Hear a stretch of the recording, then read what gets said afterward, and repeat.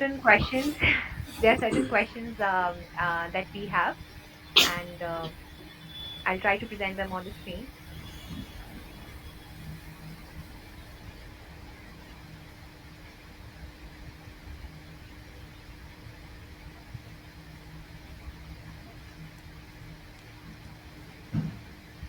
So there's some certain questions that some of my juniors and classmates have.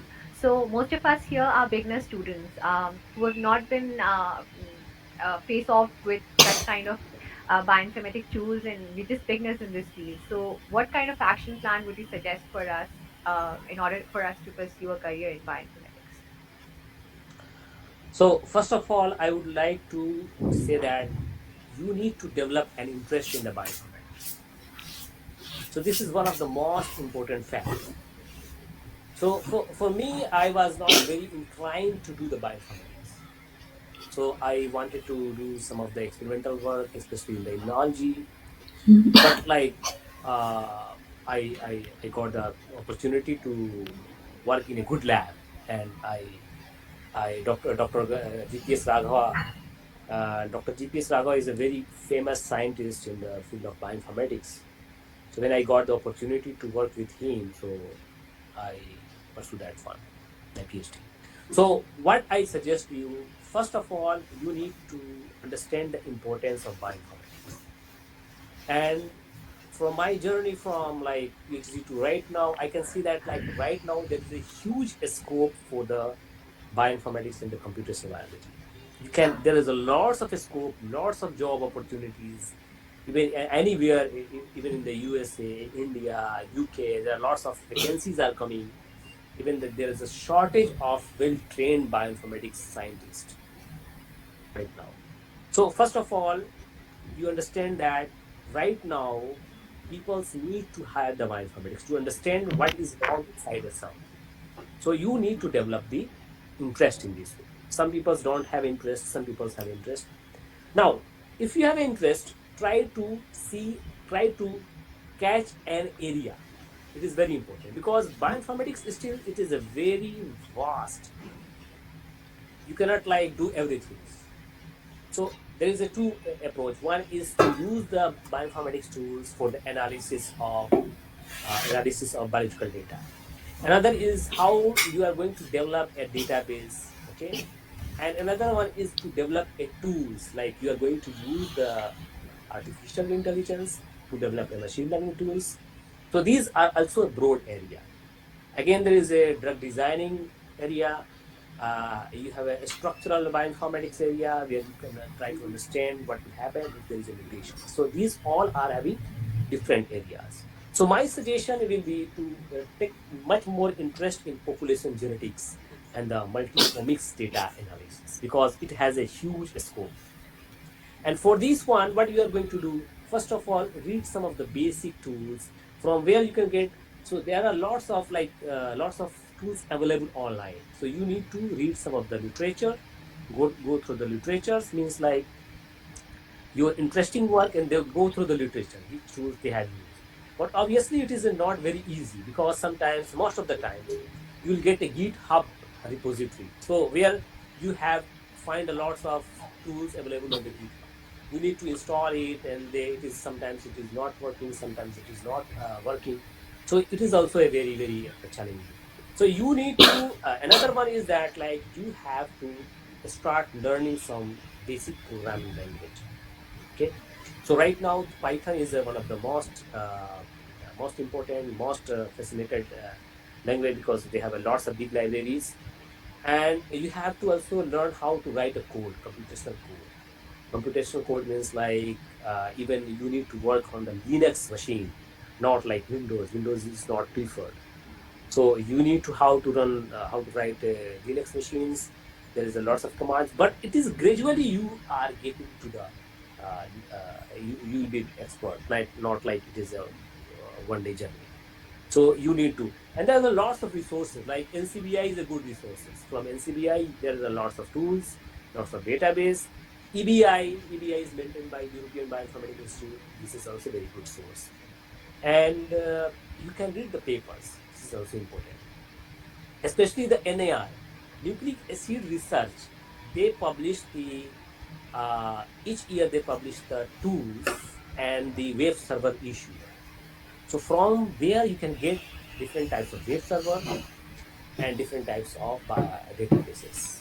So my suggestion is that you can work with your senior, your expertise. You can work with the supervision of someone else expertise, and then you can gradually you can learn the bioinformatics tools. It is not very not. It is not very difficult, but it is a you need to work hard. Thank you, sir, for the suggestion. I mean, it's very meaningful, the steps you explained to us, and also in a gradual manner. You said it was true enough. You said nothing can be learned in a day, and everything needs consistency. So that will be our goal plan. There's another question. Most of us, you've already discussed about the scopes and application of bioinformatics and regarding the various drug targets and various genes that we can discover. But still, some of the basic questions here were about the current scope of bioinformatics and the prospects of pursuing it in future. As far as I can see, the prospect in future is huge. Each and every research position, day year by year, is gradually turning into something that's moreover inclined to bioinformatics. What's your take on it, sir? Yeah, it is. It is right now. There is a lots of vacancies are coming, especially in the biology field. If you see that there is a lots of vacancies are coming even in the USA, and you have a lots of choices. But like it is not in other field of the biological sciences. Still it is a challenge. There's a reasons like behind that, like because right now there's a big instruments, advanced instruments are coming, and they are generating huge data. But the data understanding is very important, not just generating the data, but data understanding is very important. So you can see that like if you understand the language of cell, just like language of Urdu, Hindi, English, or so the same language, like the cells are using some of the language. They are talking with each other. They are talking with different cells of the body, part of the body. So understanding this language is very important. And the bioinformatics has a good approach to understand how the cells are talking with each other. And it is possible only by the systems biology approach, and then we can pinpoint using the reductionist approach. So there is obviously huge scope in this area to analyze the data, to maintain the data. But there is a one problem I face in the field of bioinformatics.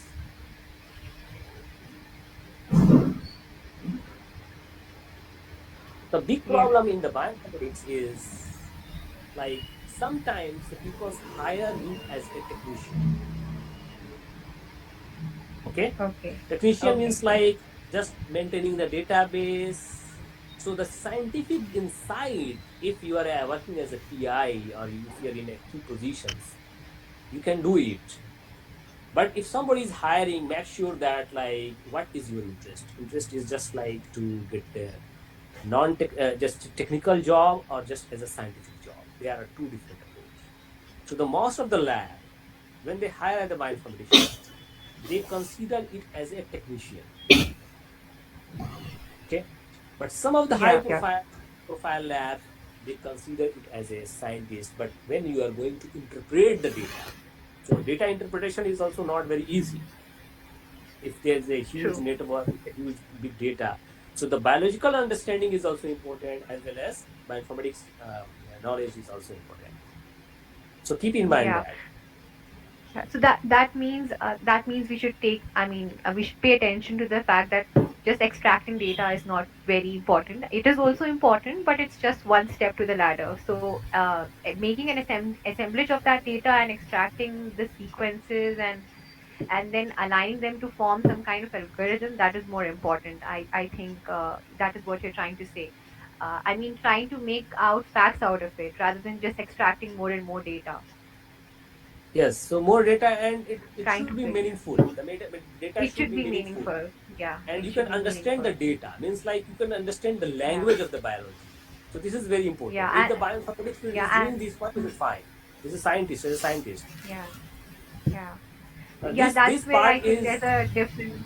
Yeah, usually there's a data engineer and then there's a data scientist. So a data engineer usually just extracts data, and then the data scientist actually works on it and then makes the data more meaningful. yeah, you're So right. that kind. So Yeah, basically, the data scientist is a scientist. They have a lots of skills in the data analysis. The yeah, data yeah, analyze. So the data engineer, what they do, data engineer make the data yeah, clean and store the data.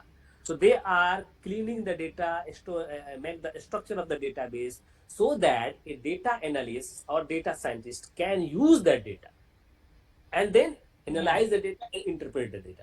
So there are differences between the data analyst, data scientist, and the data engineer. So if you see the Engineer. data Yeah, analyst, they just like analyze the data, but data scientist is a more knowledgeable, more skillful person. yeah. It's a skill job. There's another question. You already discussed about the various sources and databases that you mentioned, and but there's a question. I mean, how can someone who's doing work on bioinformatics and systems biology optimize this process? How do we decide which database to pick up and how to proceed? I mean, slight bit of your take on this, because this is in itself a very detailed process. So as something like, how do we decide and how do we optimize this process? One approach is that you can pick up a literature what the other scientists did, because whenever you are going to use the, like suppose you are going to use a aligner like reed seek aligner, means like you try to align that reed seek, means like there are different types of aligner, high said, there is a bow tie, there is a bawa. So these different tools are there. So which tools are useful for your purpose, this is very important. If you are just like analyzing the differential expression of genes, it is fine, you can use the high set. but but if you are wanting to identify the mutations inside a gene, then you have to use different tools. Okay. So first of True, true. all, you need to identify a literature support, because whenever you did everything, then if you send to the for the publication of your paper, the reviewer will ask why you use these parameters, then you have to justify it. A statistician will ask that why you use this cutoff like p value, why did not you use the q value, why did not you use the fold fdr approach, false discovery rate. Okay. So these are some of Yeah. the technical things which is can be gained through the working. Okay.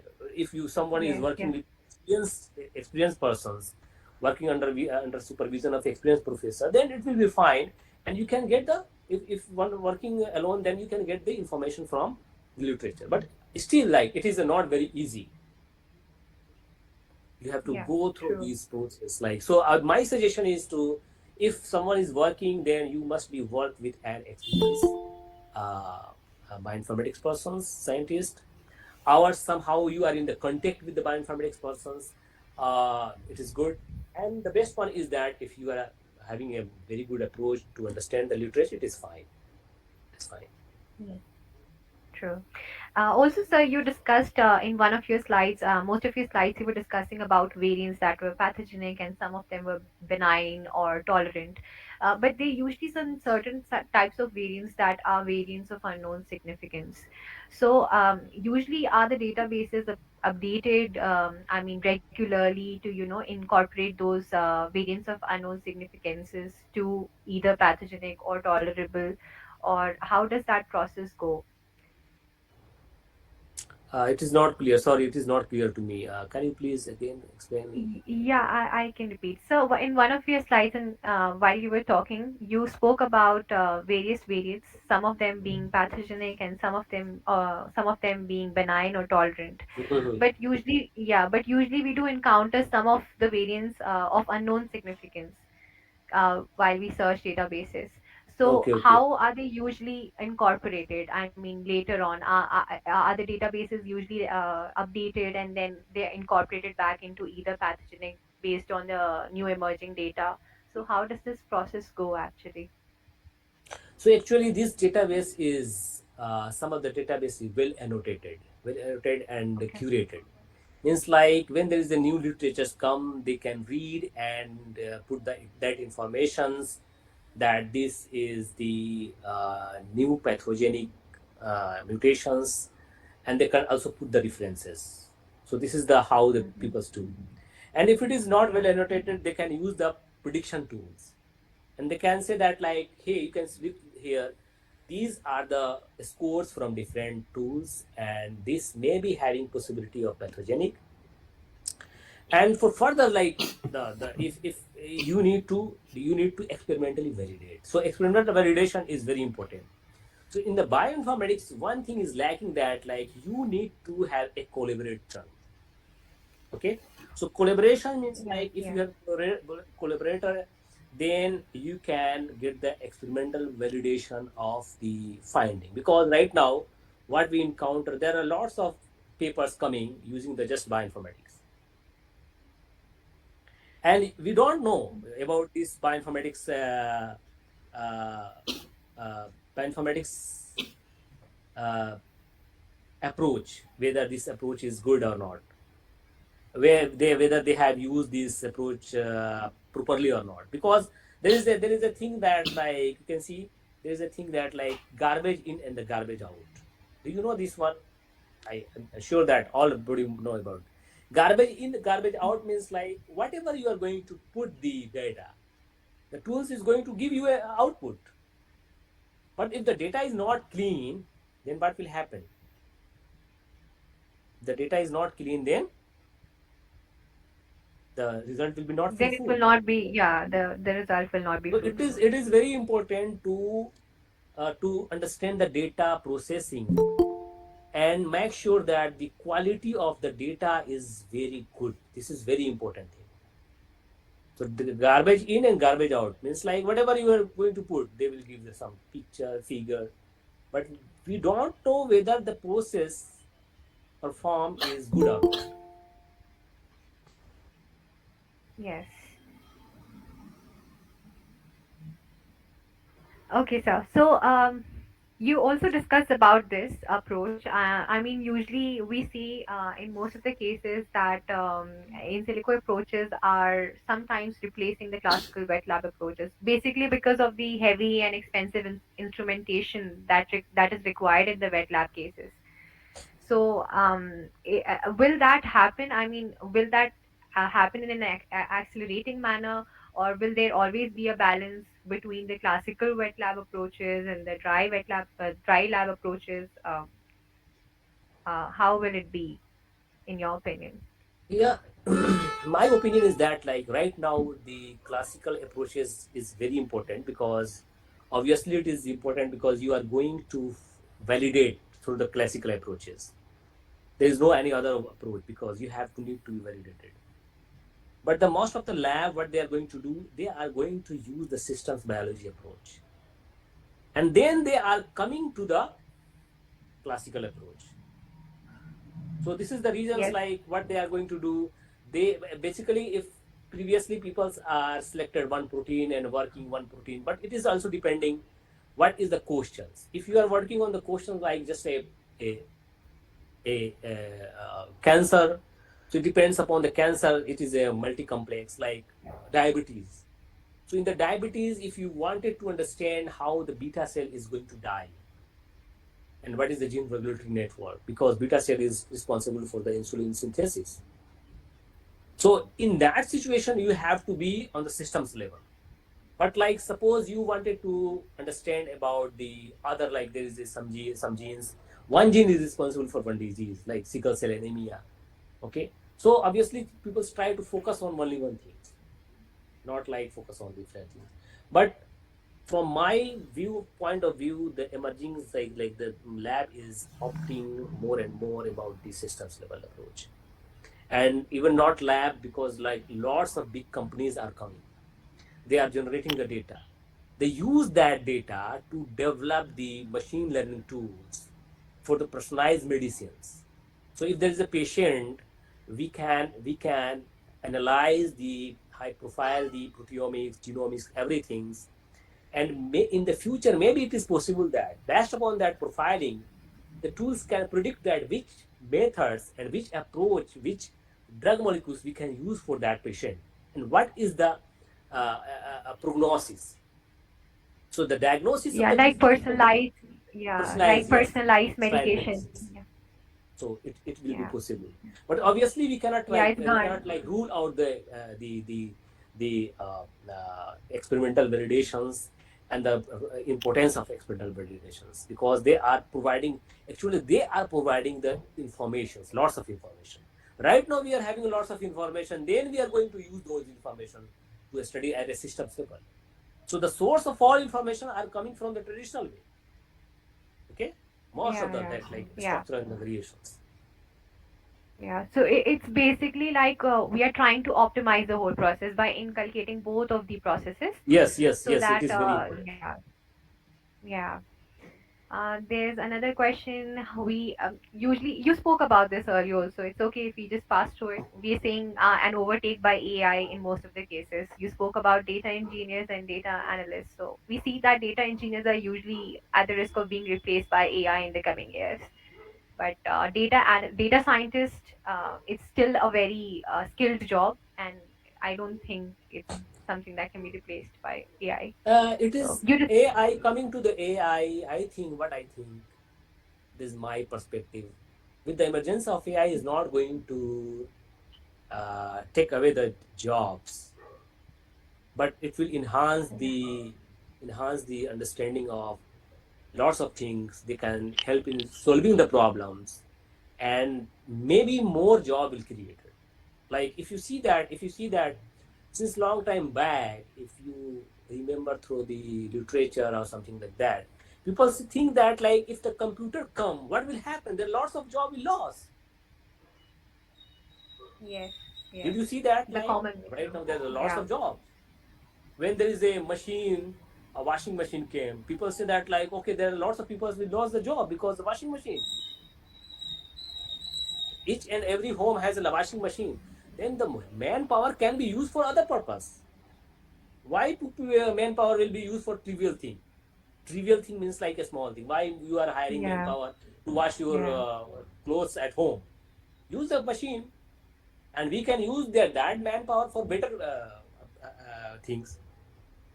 So for me, Yes, AI we is can going to direct. enhance the job prospects, because they are going to help in understanding and solving challenging problem.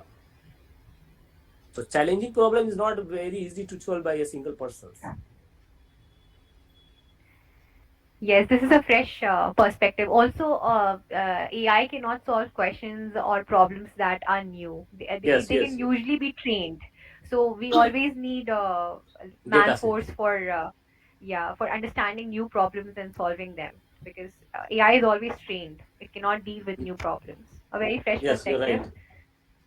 Yeah, You're right. So AI is going to train. So if you have a data, then you can train. And the decisions like human, they cannot like take the decision. They can predict that one.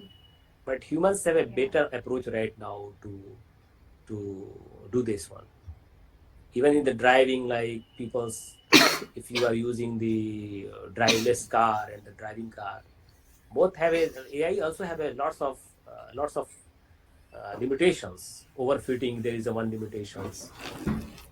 So if you see that like the data is giving a very good predictions, when you use for real time, they're not going to get. yeah. Yeah, true.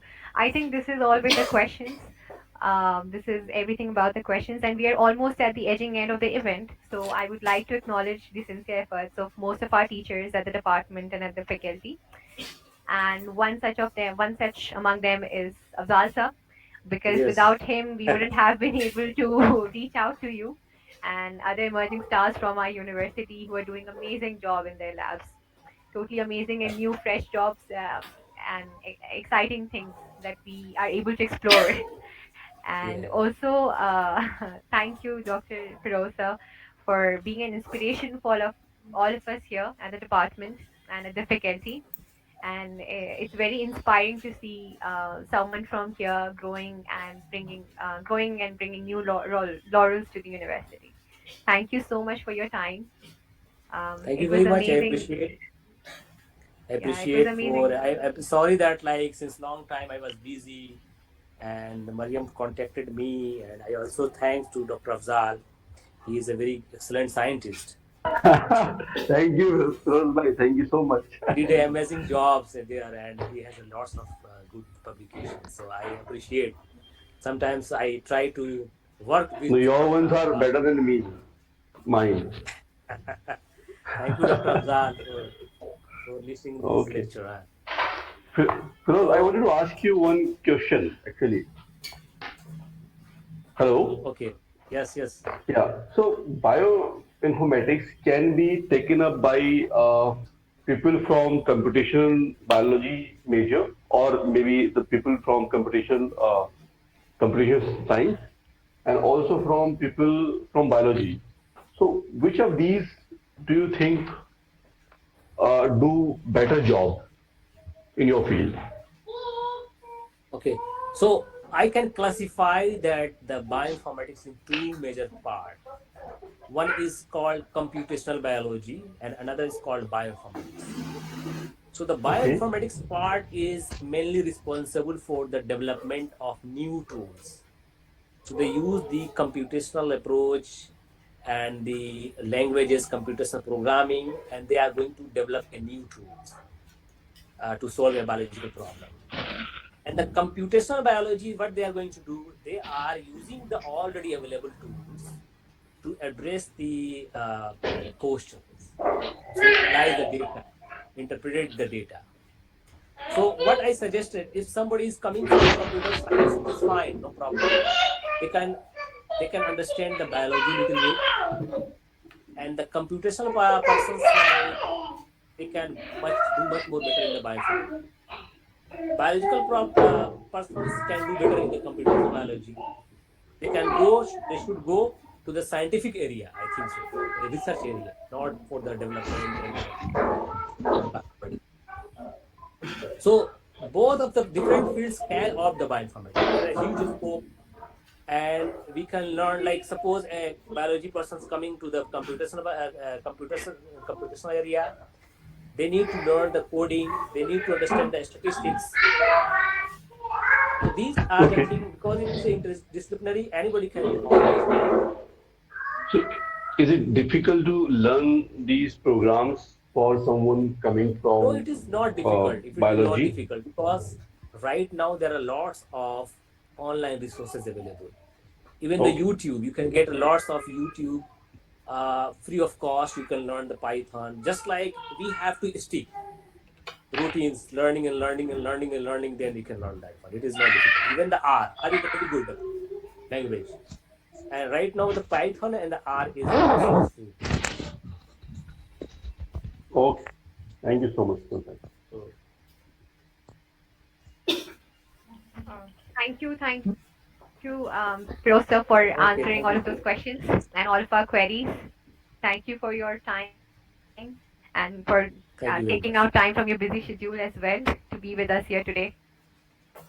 Thank you. It is nice and pleasure to me. Thank you very much. Thank to all of you. You're Okay. welcome, sir. Most welcome. Okay. With this, I would like to end our event. And if any one of us here has any queries, you can place them at the displayed email address, thebioverseclub@gmail.com. We would be pleased to help you out. Thank you, Okay. everyone. Thank you very. Thank you.